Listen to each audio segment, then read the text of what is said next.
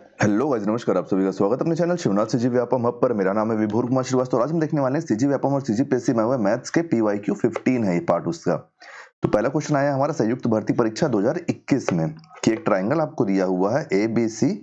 उस ट्राइंगल को ए से डी की तरफ बढ़ा दिया गया है एक लाइन को, जिसकी वैल्यू कितनी आई है 130 डिग्री। तो हमको यहाँ से क्या निकालना है, हमको दिया हुआ है एंगल बी इस टू एंगल सी 2:3 है। तो एंगल बी कितना हो जाएगा, ये हो जाएगा 2 और ये कितना हो जाएगा 3। इसको x मान लो। इतनी जानकारी आपके पास है ना। तो हमको निकालना है कि एंगल बी और एंगल सी का टोटल क्या होगा, मतलब इस एंगल का। लेकिन मैं क्यों निकालूंगा, मैं इसको बिना ऐसे सॉल्व किए भी सॉल्व कर सकता हूँ। बताओ कैसे। ये एंगल ए है, ये जो बाहर वाला है वो तो एंगल डी ए सी हो गया। मैं बी ए सी की बात कर रहा हूँ, इसकी बात कर रहा हूँ। तो मैं इसको मान लेता हूँ ना, क्या मान लेता हूँ इसको, स्मॉल ए। मैं इसको स्मॉल ए मान लेता हूँ। आपको एक चीज पता है ना कि एक सीधी रेखा पे बनने वाला एंगल जो कोण होता है वो कितने डिग्री का होता है, 180 डिग्री का होता है। तो ये सीधी रेखा में बनने वाला कोण है जो ऊपर कितना है 130 डिग्री। तो बचा कितना यहाँ पे 180 करने के लिए, इसको कितना बचा 50 डिग्री बचा। 50 डिग्री का हो गया ये एंगल स्मॉल ए, कितना हो गया 50 डिग्री का। अब आप एक बात बताओ मेरे को, अगर मैं angle A plus angle B plus angle C करूंगा तो इसकी वैल्यू कितनी होनी चाहिए, 180 डिग्री होनी चाहिए, आपको पता है। तो जब मेरे पास एंगल ए की वैल्यू दी है 50 डिग्री मैं निकाल लिया हूं, तो 180 डिग्री करने के लिए मेरे को एंगल बी और एंगल सी चाहिए। तो वो दोनों का टोटल कितना होगा यहाँ से 30 डिग्री, 130 डिग्री, तब तो 180 डिग्री होगा ना। तो मैं क्यों सिंगल सिंगल करके दोनों को निकालूं, मैं डायरेक्ट यहाँ से ऑप्शन नंबर डी को सही आंसर नहीं लगा सकता क्या? लगा सकता हूं और मैं लगाऊंगा, है ना। अगर आप करना चाहते तो आप यहाँ पे कर लेते इसको 50 डिग्री, फिर आपके पास कितना बचा 130 डिग्री, फिर आप उसको बांटते रहते हैं। लेकिन शॉर्ट फॉर्म यही है और आप इसको सीख जाओगे बहुत जल्द। तो 130 डिग्री यहाँ से आपका सही आंसर आ जाएगा। अगर डाउट होगा तो पूछ लेना, मैं आपको बता दूंगा नेक्स्ट क्वेश्चन में, नेक्स्ट वीडियो में, सॉरी। दूसरा क्वेश्चन है कि एक वर्गाकार खेत के विकर्ण की लंबाई 110 मीटर है। ये एजीडीओ एग्जाम 2018 में आई है। तो ये हो गया मान लो वर्गाकार खेत ए बी सी डी। अब आपको पता हो कि एक वर्गाकार कुछ भी रहेगा तो उसमें दो विकर्ण होते हैं। एक विकर्ण आ गया यहाँ पे, एक विकर्ण आ गया यहाँ पे। विकर्ण डायगोनल, दो डायगोनल होते हैं, ठीक है। आपको पता होगा, पता रहना चाहिए। कोने से कोना मिलाओगे तो दो डायगोनल बन जाएगा, चाहे आपका स्क्वायर हो चाहे रेक्टेंगल। हमको क्या बोल रहा है कि एक वर्गाकार खेत के विकर्ण की लंबाई 110 मीटर है। तो इसकी लंबाई हमको दे दिया है विकर्ण की 110 मीटर। तो अगर ये वाला विकर्ण 110 मीटर तो क्या ये वाला विकर्ण भी 110 मीटर होगा? होगा, क्योंकि वर्गाकार है, ये बराबर साइड है तो बराबर विकर्ण ही रहेगा इसका। तो हमसे क्या पूछ रहा है कि इसका क्षेत्रफल क्या होगा। विकर्ण क्या, देखो अगर हमको विकर्ण नहीं रहता ना तो हमको ए स्क्वायर हम लगाते फॉर्मूला, लेकिन हमारे पास क्या है, विकर्ण है, यहाँ पे डायगोनल है। तो हम यहाँ पे फॉर्मूला लगाएंगे एरिया का 1/2 इंटू डी का स्क्वायर। और डी का स्क्वायर आपको याद इसलिए रहेगा ना क्योंकि दो विकर्ण है, मैं आपको बता दिया हूं। तो यहाँ पे क्या होगा, ये हो गया 1/2 इंटू डायगोनल है ना, डी का स्क्वायर मतलब 110 का स्क्वायर। तो अपन इसको डायरेक्ट ऐसे लिख लो आप 110, एक मिनट सॉरी, ये भी 110 का स्क्वायर था ना, तो इतना निकालना है आपको। इन दोनों का आपको पता है ये क्या हो जाएगा 121 और 00, क्यों, क्योंकि 11 का स्क्वायर तो आपको पता ही है ना। और ये 1/2, आप इससे जब इसको काटोगे तो आपके पास निकल के आ जाएगा 6050 मीटर स्क्वायर। और यही आपका आंसर है। तो कौन सा आंसर हो जाएगा, ऑप्शन नंबर ए आपका सही आंसर हो जाएगा, ठीक है। नेक्स्ट क्वेश्चन देखेंगे हम, क्वेश्चन नंबर 3। अगर कहीं भी आपको डाउट हो रहा है तो आप पूछ लेना मेरे से। दूसरा बात कि वीडियो को आप शेयर कर दो, ज्यादा से ज्यादा हाइप करो। हाइप का बटन होगा ना, आप हाइप के बटन को पुश करो, उससे वो फ्री ऑफ कॉस्ट ही है शेयर जैसा, तो उससे वीडियो बूस्ट होगा, है ना, जिससे चैनल को बूस्ट मिलेगा और उससे मेरी हेल्प होगी। देखो तीसरा क्वेश्चन क्या है, सीजी टेट 2019 का क्वेश्चन है ये, कि किसी त्रिभुज का क्षेत्रफल 216 वर्ग मीटर सेंटीमीटर है। क्षेत्रफल बोल दिया है, मतलब हमको इसका एरिया बता दिया कितना, 216 वर्ग सेंटीमीटर, सेंटीमीटर स्क्वायर। और उसकी भुजाएं भुजाओं का अनुपात 3:4:5 है। तो उस त्रिभुज का परिमाप क्या होगा। ये जो ट्राइंगल है ना, ये क्वेश्चन में नहीं दिया था, ये ट्राइंगल मैं बनाया हूं। अब आप सोचोगे कि मैं यही ट्राइंगल क्यों बनवाया, क्योंकि यहाँ पे तो समभुज भी बना सकता था, समभुजा। लेकिन देखो आप यहाँ पे 3:4:5 जो दे दिया है, ये मेरे को क्लियर कट दिख रहा है कि अगर मैं इसमें पाइथागोरस थ्योरम लगाऊंगा और अगर मैं इसको 5x मान लेता हूँ, इसको 4x मान लेता हूँ, इसको 3x मान लेता हूँ। 5x इसको इसलिए माना क्योंकि सबसे बड़ी भुजा है, बाकी दोनों को मैं चेंज भी कर सकता हूँ।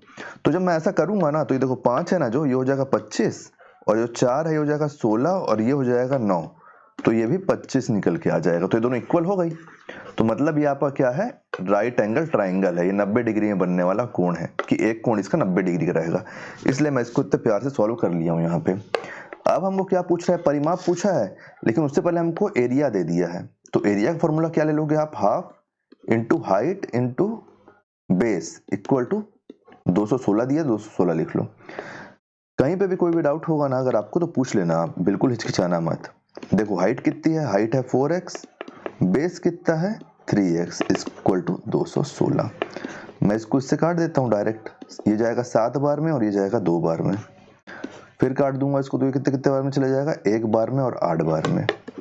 तो क्या इस 2 को मैं ऊपर ले जाके यहाँ क्रॉस मल्टीप्लिकेशन कर लूंगा, जबकि यहाँ पे मेरे पास x बचा हुआ है ना, तो ये हो जाएगा x स्क्वायर, ये ऊपर जाएगा तो हो जाएगा 36, दोनों तरफ में लगाऊंगा रूट, तो मेरे पास क्या निकल के आ जाएगी, x की वैल्यू मेरे पास क्या निकल के आ जाएगी 6। जब मेरे पास x की वैल्यू 6 निकल के आ गई है और मेरे को पता है कि मेरे को क्या निकालना है, परिमाप निकालना है। परिमाप क्या होता है, जो बाहर की साइड है उन सारों का टोटल। तो ये देखो 4x, तो टोटल यही कर लो ना, 4x plus 3x plus 5x, ये कितना हो गया, 8 4 12, 12x हो गया।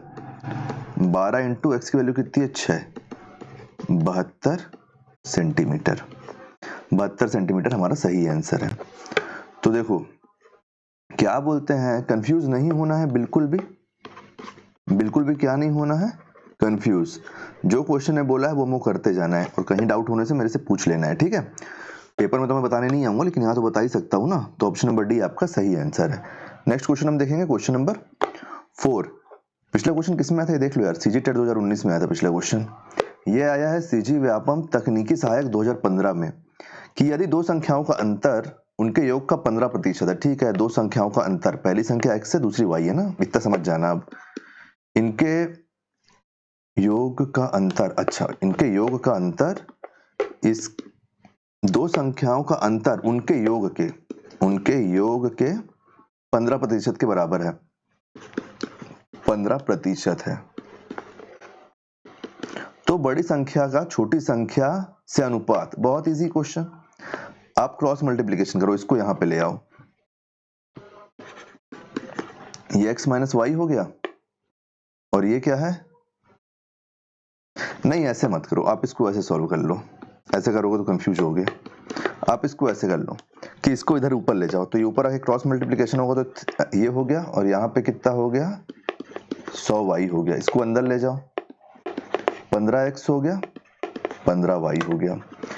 ये जो x वाली वैल्यू आप इधर लाके इससे माइनस करोगे तो क्या होगा 85x, ये माइनस में इधर जाके प्लस होगा तो 115y।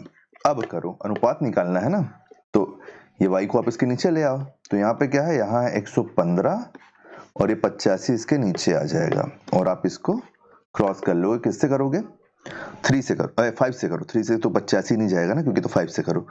ये गया 2 बार में, नहीं बगल में ही कर लो ना, ये गया 2 बार में और 5 बार में नहीं, ये गया 2 बार में और ये गया 3 बार में, और नीचे वाला कितने बार में गया 1 बार में और 7 बार में, तो 23/27 इसका सही आंसर हो जाएगा। 23/17 इसका सही आंसर हो जाएगा, ठीक है।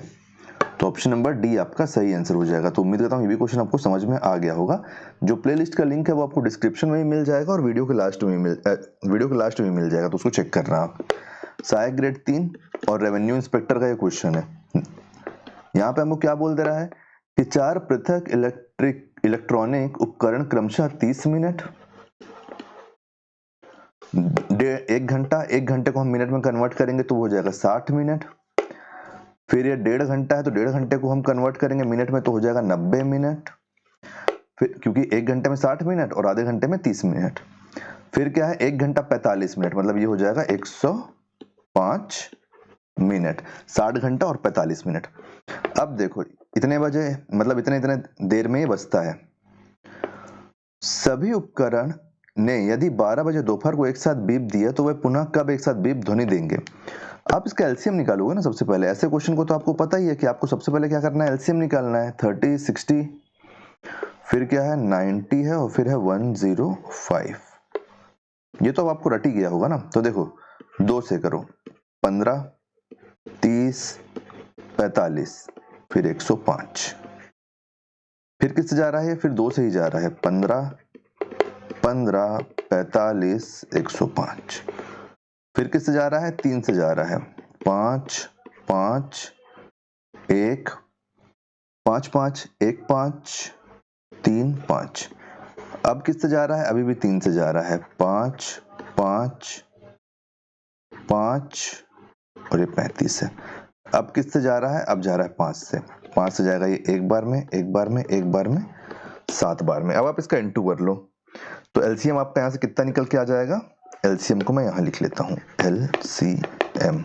और ये एलसीएम हमारा किस में आ रहा है? इस बात को आप गौर करना कि हमारा मिनट में निकल रहा है, ठीक है, मिनट में निकल रहा है। देखो 2 2 4, 4 3 12, 12 3 आपका हो गया 36, 36 इंटू 5 आप करोगे तो हो जाएगा 180, 180 इंटू 7 करोगे तो ये हो जाएगा 1260, 1260 मिनट। लेकिन अब हमको इसको किस में कन्वर्ट करना पड़ेगा? घंटे में। तो आवर में कन्वर्ट करने के लिए आप इसको क्या करोगे? 1260 मिनट को आप डिवाइड कर दोगे 60 से। 60 से ही तो करोगे ना, क्योंकि एक मिनट में, एक घंटे में कितना मिनट होता है? 60 मिनट। तो आप इसको काटो यहां से, तो क्या निकल के आया? आया 2, 1, 21 घंटा। अब मेरे को एक बात बताओ आप, अगर ये दोपहर 12 बजे, दोपहर 12 बजे की बात हो रही है। अब अगर मैं इसमें से 12 घंटा ले लेता हूं तो क्या हो जाएगा?